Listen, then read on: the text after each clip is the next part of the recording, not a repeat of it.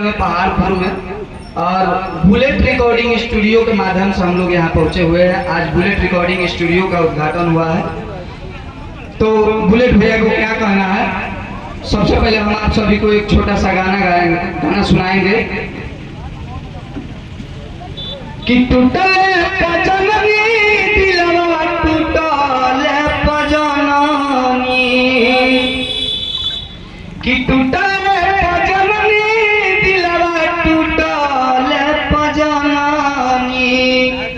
अरे बहुते दर्द तेला प्यारे हो दिलवा टूटल पजननी की जिंदगी हो जाला बेकारे हो दिलवा टूटल पजननी की टूटल